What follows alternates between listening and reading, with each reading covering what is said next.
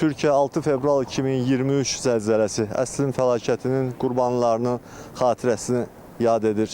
Səhər saatlarından etibarən zəlzələnin epicentri olan Kahramanmaraş və digər şəhərlərdə insanlar məzarlıqlara axın edirlər, öz yaxınlarının məzarını ziyarət edir, çiçək qoyur, dua edilir, Quran-Kərim oxunur.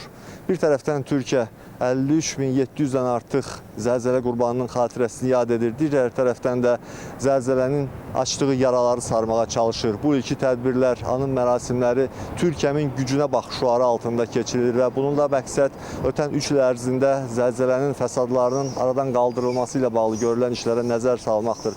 Biz hal-hazırda Kahramanmaraşın mərkəzindəyik. Operatorumuz Allahverdi Məmmədov göstərir.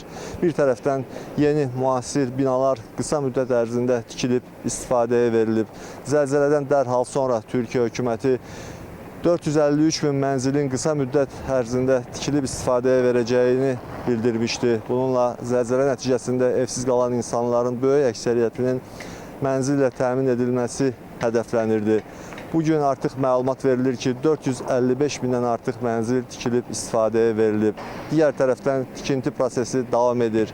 Türkiyə 11 vilayət, zəlzələnin əhatə etdiyi vilayətlər böyük bir tikinti meydançasını xatırladır. Hal-hazırda da böyük sürətlə tikinti işləri davam edir ki, qısa müddət ərzində artıq bir nəfər də olsun belə zəlzələ nəticəsində evini itirən insanların evsiz qalmaması üçün bütün işlər görülür.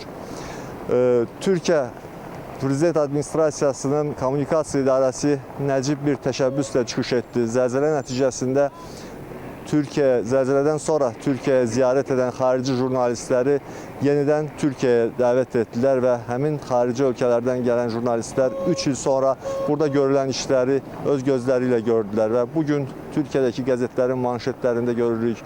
Həmin xarici jurnalistlərin ziyarət etdikləri yerlərdə onların reaksiyalarından görürük. Bir cümlə ilə desək, Türkiyənin gücünə heyran qaldıqlarını bildirirlər. Bu qədər qısa bir müddət ərzində Türkiyənin bu fəlakətin altından qalxıb, yenidən həyatı bərpa etdiyini, insanların dirçətdiyinin şahidi olduqlarını xarici jurnalistlər də ifadə edirlər.